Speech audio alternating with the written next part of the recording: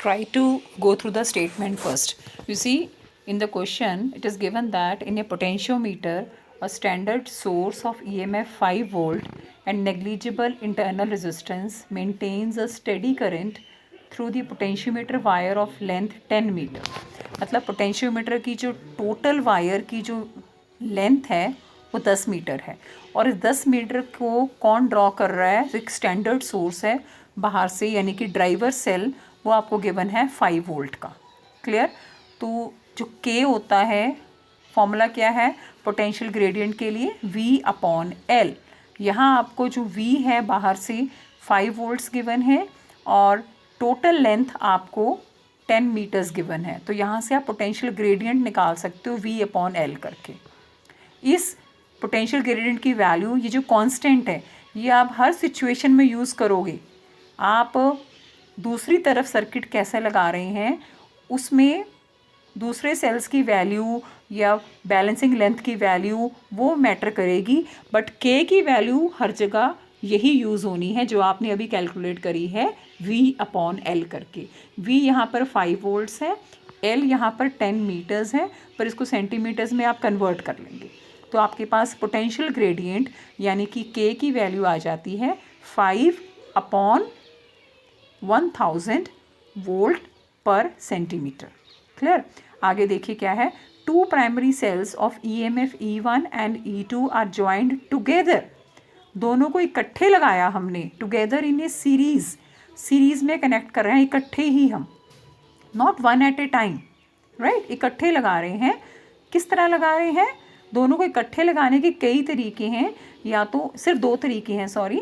या तो आप दोनों को सेम पोलैरिटी से कनेक्ट कर दें या दोनों की ऑपोजिट पोलैरिटी से कनेक्ट कर दें. अगर आप सेम पोलैरिटी से कनेक्ट करते हैं तो जो नेट आपका EMF बन जाएगा वो E1 प्लस E2 हो जाता है. ये आपने पीछे पढ़ा है इसी चैप्टर के फर्स्ट पार्ट में, कॉम्बिनेशन ऑफ सेल्स में, कि आप जब सीरीज़ में कनेक्ट करते हो सेल्स को तो किस तरीके से आप कनेक्ट कर सकते हैं. सेम पोलैरिटी से अगर आप करते हैं तो डायरेक्ट वो ऐड हो जाते हैं. अगर ऑपोजिट पोलैरिटी से कनेक्ट करते हैं तो वो सब्ट्रैक्ट हो जाते हैं जो नेट है. क्लियर? तो यानी कि फर्स्ट सिचुएशन में if you are connecting both E1 and E2 together in series with same polarity, then the net EMF of the cells will be E1 plus E2. Whereas in the second situation, as they are connected in opposite polarities, so the net EMF will be E1 minus E2. Clear? Now, the combination is connected to the potentiometer. अब इस combination को, कौन सा combination? जिसमें आपने एक बार तो E1 plus E2 करके जोड़ा है, दूसरी बार आपने E1 minus E2 करके जोड़ा है.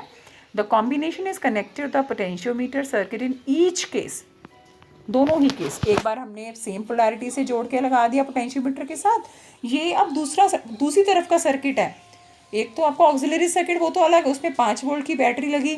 बाकी आपको सर्किट का पता है ऑक्सिलरी सर्किट में क्या क्या आता है. रियोस्टेट आता है, एमीटर आता है, 1 वे की आती है. वो आप लगाना चाहे लगाइए, यहाँ आपको नहीं बोला गया लगाने तो मत लगाइए, पर ड्राइवर सेल तो आपको मस्ट चाहिए ना वहाँ पे, वो आपको दे दिया गया 5 वोल्ट्स का. क्लियर? अब कह रहे हैं जब आपने सेम पोलैरिटी से कनेक्ट किया है सर्किट को पोटेंशियोमीटर के साथ, तो आपकी जो बैलेंसिंग लेंथ है वायर की वो कहाँ आ रही है? 700 सेंटीमीटर्स पे. Whereas second situation में when they are connected with opposite polarity, then the balancing length of the wire is how much? It is 100 centimeters respectively. Right? Find the values of EMF of the two cells. आपको अलग अलग E1 और E2 की values निकालनी है. अब आपको पता है जब आप किसी सेल को बैलेंस करते हो, जब आपने कंपैरिजन ऑफ EMFs करा था, एप्लीकेशन करी थी इसके पोटेंशियोमीटर की, तब आप क्या करते थे? अगर आपके पास एक ही सेल है सिर्फ E1, तो आप पहले गैल्वेनोमीटर को जॉकी की स्लाइड करवाते थे और आपको मान लेते थे कि मान लो L1 लेंथ के ऊपर उसका बैलेंसिंग पॉइंट आ गया, तो आप लिखते थे E1 is equal to KL1. और फिर आप जब दूसरे सेल को बैलेंस करते थे E2 को, तो मान लेते थे हम लेंथ L2 आ रही है, तो आप लिखते थे E2 is equal to KL2. Right? फिर आपने दोनों को डिवाइड किया था and you obtained E1 over E2 is equal L1 over L2. पर वहाँ वो अकेला एक ही सेल को लगा रहा था, ठीक है। अब कहता है यहाँ पे दोनों को इकट्ठे लगा रहे हैं हम, E1 प्लस E2।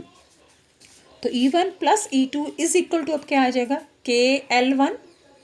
यहाँ L1 कितना है, 700 सेंटीमीटर्स।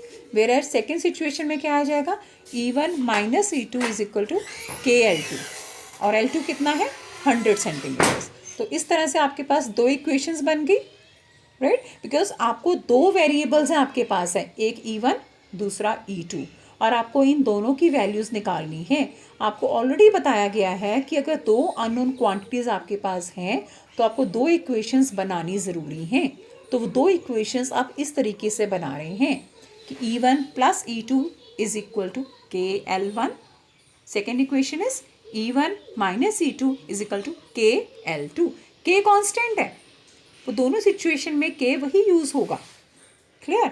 तो इस तरीके से आप देखिए क्या आ जाता है, E1 plus E2 is equal to 3.5 volts आ जाता है, और E1 minus E2 is equal to 0.5 volts आ जाता है, ठीक है। K की वैल्यू आपने पुट कर दी 5/1000।